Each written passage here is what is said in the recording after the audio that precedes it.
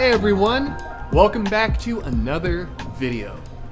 So today we're back to work on the SC, and I've done a few things off camera on this car. A few little minor issues that I solved, a few little fixes, so on and so forth. And the biggest one out of those was restoring the function of my driver's seat. So when I got this car back and got it at least somewhat operational, the driver's seat was not working. These seats, they are power slide, power lift, and power recline. They also have a power lumbar adjustment on them as well. And everything aside from the lumbar adjustment on my driver's seat was non-functional. So I tore the seat apart and ultimately determined that the switch, and on the side here, this slider switch, the recline switch, those two switches are combined into one. And the lumbar switch is its own separate thing that screws to the back of this panel on the side of the seat. So ultimately, after doing some diagnostic work, getting a few new tools, and deep diving into this thing, replacing the switch restored functionality to the seat, and I've been doing my best to clean everything up. You can see that at least the bottom of the seat here, it's still fairly dirty, and more than likely an actual detailer will need to take care of this stuff, but at least the seat works at this point in time, and that makes me very happy.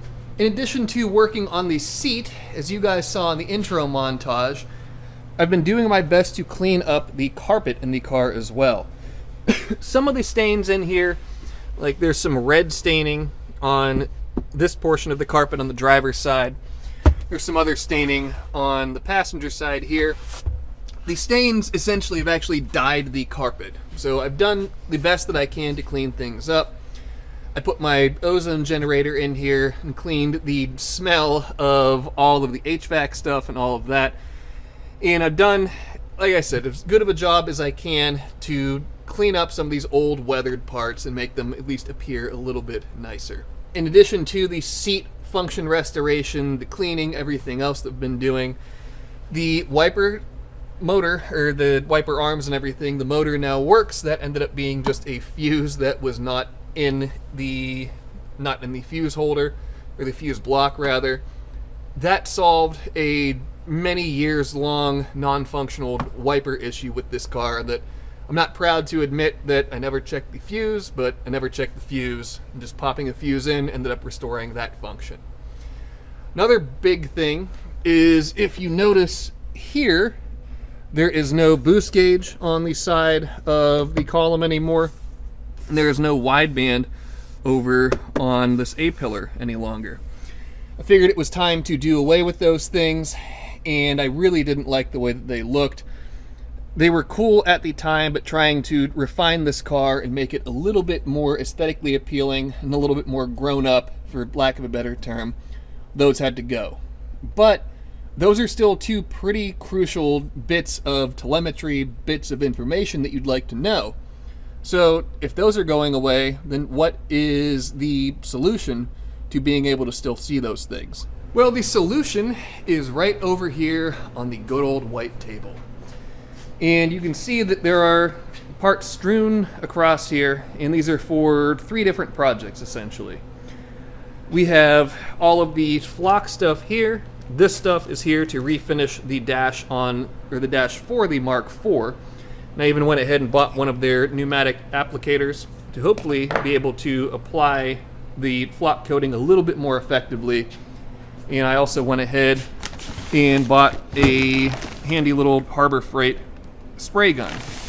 So I'll actually be spraying the adhesive through a gun, again, to get more uniform coverage with both the adhesive and the flock itself, and we'll cover that in an upcoming episode.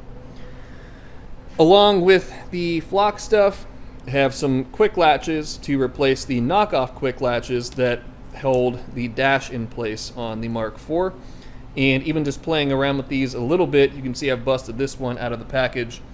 They are a much nicer, much more firm and better way to mount the dash, is what I'm trying to say. So I have 10 of these to replace the 10 knockoff ones that are on the dash, and the dash is housed up there right now. Then we have some light bars here for my Kubota side-by-side that I use to plow the driveway. We have this big straight light bar right here. This will mount on the front of it so I can see over top of the snowplow that's on the front of it. And this one right here is a blinking amber and white light bar that will go on the back, partially for my own safety when I'm plowing across the road here, and partially because I've always wanted a flashing light bar on something. But all of that aside, the point in being over here are these boxes right here. You can see Haltech logos, and these are the last Haltech bits that the SC needs to essentially be set up the way that I want it to be. We have this that is what's left of the GPS speedometer setup. We have this that is a 3-port boost control solenoid. This is what's left of the new wideband setup. And this right here is the solution for the telemetry of the car. So the gauge cluster in the SC is one that I had reworked by an old company called Lextech Lighting. They're no longer around at this point in time, and I know there are a few other companies that do offer light restoration services to, I guess, SCs, something like the Aristo. They share very similar dashboards, or very similar gauge clusters, I should say. But I wanted to get away from the goofy gauges that were in the SC, but still be able to see the information that I want to see. And just like the Mark IV, the SC is receiving a nice little Haltech IC7 digital dash. So these dashes are really cool, and in playing around with the one in the Mark IV, the setup for them is extraordinarily easy. It could not be easier, actually. And I figured it would be cool to also have one in the SC.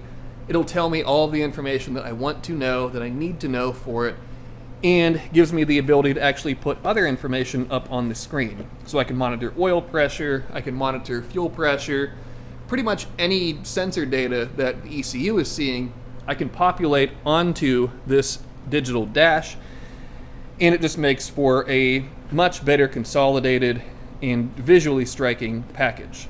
Now also be able to integrate turn signals, the fuel sending in at fuel level, all things like that.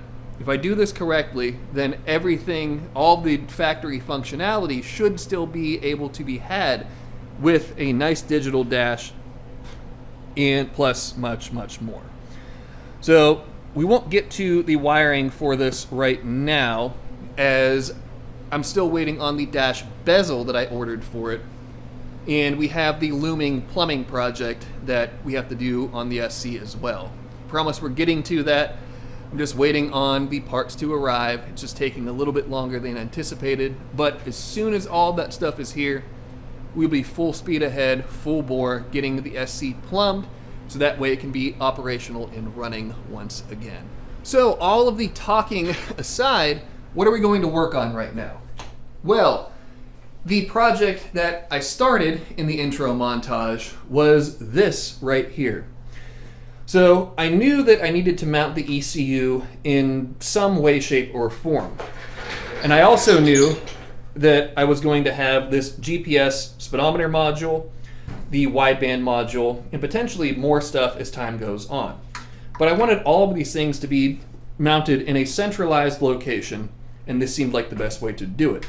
I initially intended to build a new plate like this factory bracket right here, but in realizing that this bracket is actually removable, I figured, well, it's much less work to mark out, drill some holes, put some rib nets in place, and locate these things and house them in the factory bracket. That way I'm not trying to weld things inside of the car, catching things on fire, screwing around in really tight confines, so on and so forth. So all of these things are mounted nicely on this factory panel, and the only thing that I really need to do at this point is to make a cover or a kick panel type deal to cover all of these things up. Since this ECU mounts in the passenger footwell, if somebody hops into the passenger seat not knowing that these parts are there, well, they could very easily stomp on the ECU, stomp on one of these smaller modules, stomp on wires and yank them out of connectors, so on and so forth. A bunch of stuff that I really don't want to have happen to this, and it can be easily avoided if I build a cover panel for it. So I have a piece of leftover steel from actually doing the sump modifications to the tank on the SC. And if I slide this out and manage not to slice my hand, then we can take this sheet in here and see that it completely covers that panel. So that means that we have more than enough steel here to make a kick panel for this. And I've already gone ahead and ordered new mounting stanchions or standoffs or however you want to phrase it. And those, I think, yeah, I put back here. So these can at least be placeholders for the time being. These are just M6 by 1, and I think they're 50 millimeters long, something close to that. But I can use these to at least rough in this panel, and then the actual standoffs that I ordered should be here in the next couple of days. And I have 4. I'm going to use 5 in total, but we'll use this stud right here and then base the location of the other 3 of them, or other 4 rather, off of semi-strategic locations. So if we have 1 there, should probably put 1 up top there, should probably put another 1 right there, should probably put 1 right there, and if I move this one out of this corner, I should probably have another 1 somewhere in here, maybe something like that, just to provide some central support to this. And I can't put it on this side because the patch harness, or the actual engine harness rather, connects to this plug. I may end up having to remove this stud, which if I do, not the end of the world, but the only thing to do at this point is to get to it. So let's go ahead, start drilling some additional holes, getting these mounting standoffs where they need to be, and from there we can make the kick panel and get this all squared away and hopefully back in the car before too long.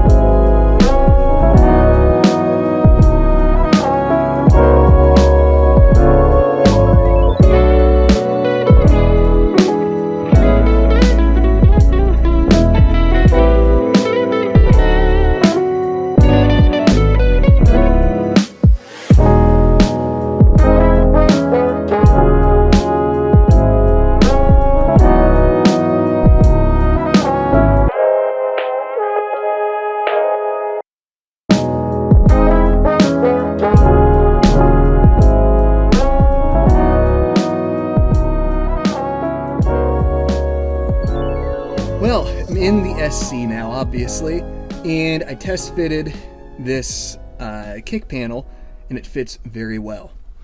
So it's behind the carpet right now, obviously, but if I pull this back,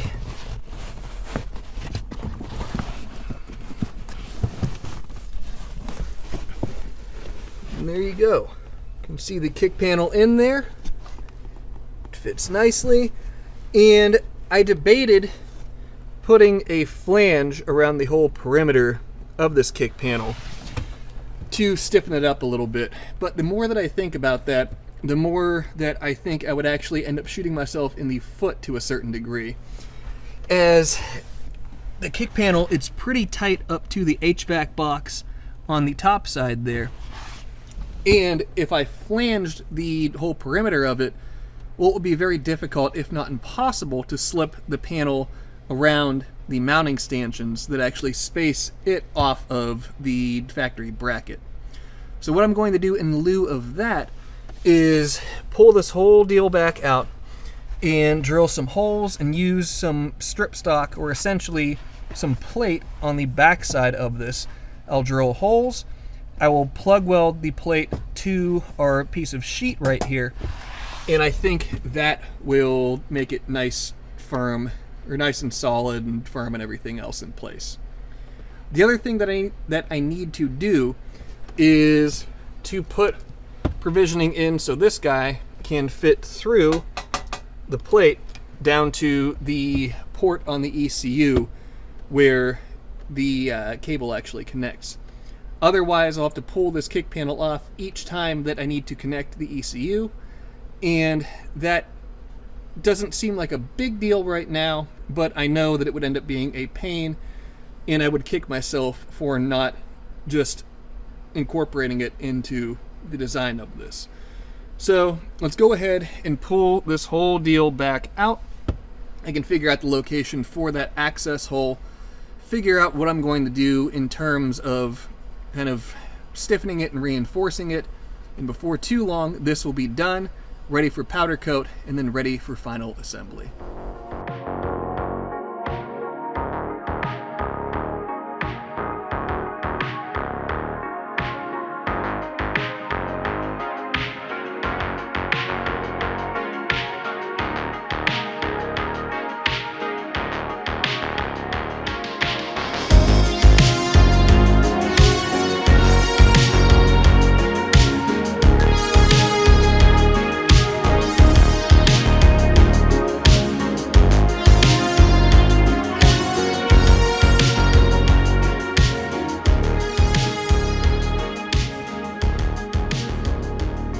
Well, I feel much better about this panel now that I can get this cover for the ECU cable out. This is a nice feature to have, so that way each time that I need to connect to the ECU to make tune changes, to check logs, anything along those lines, this kick panel doesn't need to be removed in order to get the cable attached. And I'm pretty happy with the curves and how everything looks here. For doing it with a Dremel, I don't think I could have done a whole lot better than that. So at this point, I have one last thing I want to do to this panel before it's time for powder coat, and that is to reinforce it a bit. Now, something like this area where I have essentially this angle triangulated with the mounting stanchions, it's pretty firm, pretty solid there.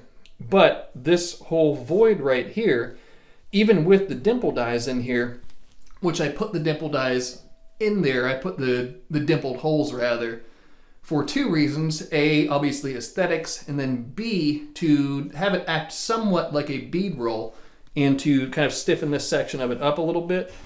Over here you can see there's still a bit of flex there and a bit of flex on this side, and obviously down here on this bottom side as well.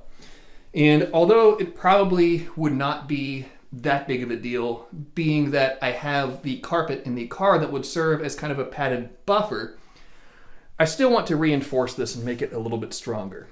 I have an idea of how I'm going to do that, but for right now, I'm going to get out of here for today, and tomorrow we can come in, knock that out, and get this thing all wrapped up and back in the car. Today we're going to do a little bit of reinforcement to the kick panel for the SC's whole ECU deal. So what I'm going to do with this, as this is just really thin sheet steel, as you guys can see, and it's also quite flexible, I need to eliminate some of that flex, hopefully most of it, and solidify this thing, make it a little bit stiffer and a little bit firmer and more resilient to people's feet actually being placed on it. And the way that I'm going to do that is with these pieces of 1/8 inch strip stock.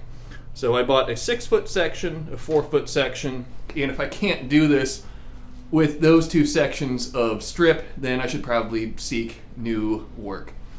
But what I'm going to do is on the back side, I'm going to cut sections of this 1/8 inch strip and place it on the back side. something like that. I'll drill holes along the actual perimeter of this kick panel. I'll do some plug welds and then come around on the outside and do a weld around there. And I think that will be about the best way that I can make this firm, make it stiff, and have it so we don't end up running into an issue of bending this panel or having it contact the ECU and the other components in any way. So with that being said, let's go ahead and start drafting, start cutting, start forming all of these pieces, and before too long, this will all be done and ready to go together.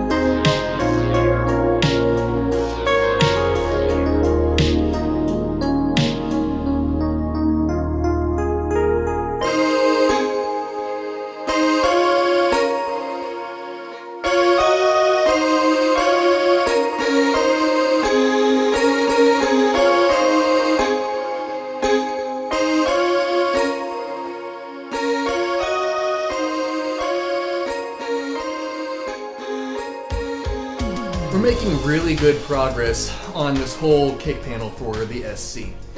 The frame is all done. This will go on, this is the bottom side of the panel itself. The frame sits something along these lines. I drilled enlarged or oversized holes rather, so these actual mounting stanchions can fit down inside of there, and we're not dealing with the extra height that this 1/8 inch strip will provide. And I actually found a couple of extras of these standoffs or mounting stanchions or whatever you want to call them. So the ones that I ordered, I don't actually need them. I'll have them as extras. And these 50mm ones, they work really well for the overall height of this piece. But that being said, if I move the frame back out of the way, you can see I have a center line scribed around the whole perimeter, around the center bar of the frame, and then this support around the ECU connection port right here. So what I need to do is take this measurement, which this 48 3/4, that is the perimeter measurement. And if you guys noticed, I went ahead and cut this wire that I used it to trace around that perimeter center line. And now I need to take that 48 3/4 and divide it and figure out how many holes that I'm going to drill. So around the perimeter here, along this straight right here, and then around this portion of the frame, I'll have holes drilled along all of those center lines, and that will allow me to plug weld this cover panel to the frame. And then I'm also going to go ahead and weld around the entire perimeter of the cover panel. I'll weld this to the frame as well, so that way it's tied in two different ways, and this should be really solid, not have the opportunity to sit there and rattle around or anything like that. So let me go ahead and do some math and then mark some stuff out. We can get to drilling, get to welding, and get this thing all wrapped up.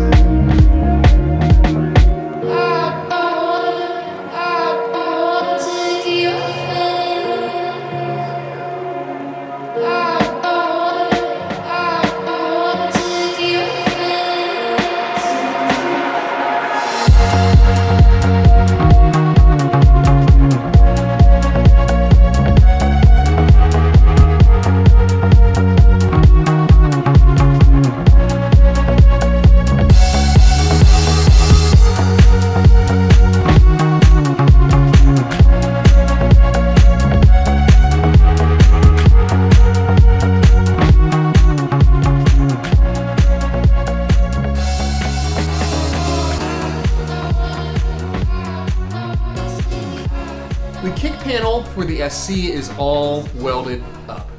And I'm very happy with the way that it has came out. So the perimeter weld is all done. All of the plug welds are done. And most importantly, the frame on the backside here is doing exactly what I wanted it to do and keeping this thing nice and sturdy. And I feel really good about people putting their feet on it at this point in time. So the only thing left to do now is to coat it. And I'm going to attempt to powder coat this.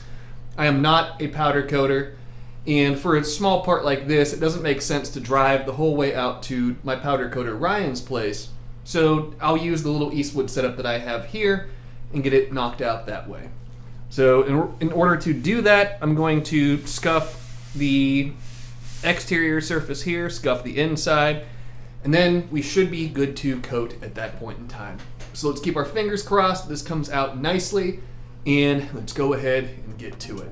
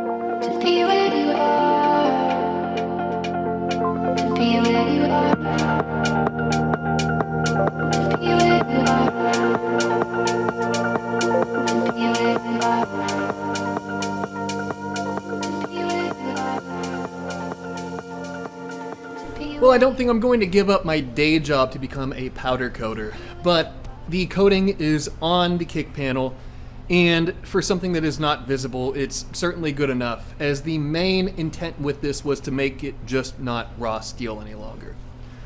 So this is what we've ended up with, and there's some weird wrinkliness going on here, but again, the raw steel is covered. That's all that I was really after. So very happy with the end result of this, all things considered.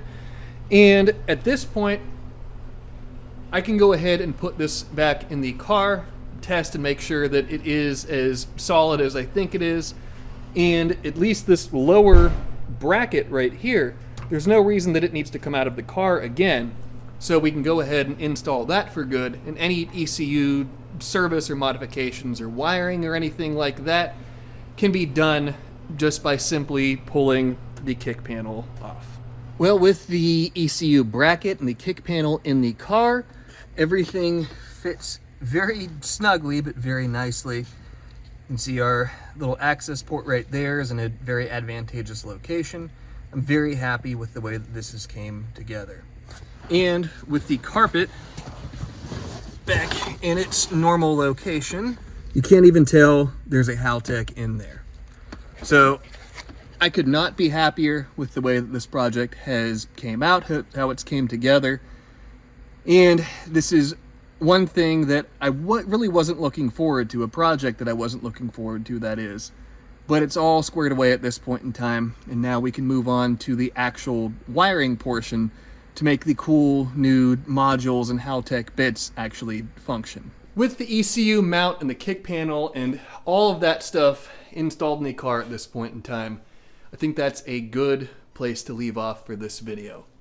So like I said, this was a project that I really wasn't looking forward to, but it came out better than I anticipated that it would. Very happy with the end result. Very happy that the ECU is protected and actually mounted in its correct location at this point in time. And I can't wait to get the other wiring knocked out for this. So we can have the IC7 dash, the wideband, the GPS speedo, all of those cool features, to have all of them in the car functioning and working to contribute to this thing being a really, really cool car. I can't wait for it. But those will all be things in upcoming videos because we are done with this one at this point in time. So thank you guys, as always, for coming along on all of these different journeys and all of these different adventures with me. The SC Resurrection project is one that I've been having a lot of fun with, and I hope that you guys are enjoying bringing this really cool car back to life as well. So in addition to the car stuff, in the next episode, we have a very big, it's a shop edition that will be coming here. And I don't want to spoil it, but the area right behind me is going to look very, very different in the very near future. So we have that to look forward to in next week's episode. And ideally, hopefully, fingers crossed that the plumbing materials will be here for the SC at that point in time. So once the new shop edition is here and in place and all of that, we can move directly into plumbing the car and getting it up and running and operational again. So I can't wait for those things. Hopefully you guys are excited for them as well. But before I run my suck for any longer, that'll be the end of this one. So as always, be sure to subscribe, leave a like, leave a comment. Check out the website for manifolds, for merch, for all things good that way, including my new MCB collection. I have hoodies, sweaters, jackets, and shoes available currently, with more items coming in the near future. So click the link in the description below to check out all of the current offerings for the MCB collection. And if they speak to you, feel free to pick anything in the MCB collection up. And if not, well, hopefully as the collection grows, there is something that you're interested in. And if not, well then hopefully I offer something in the future that does speak to you and that you would like to add to your collection. But with all of that being said, that will be the end of this episode, and I will see you guys in the next one.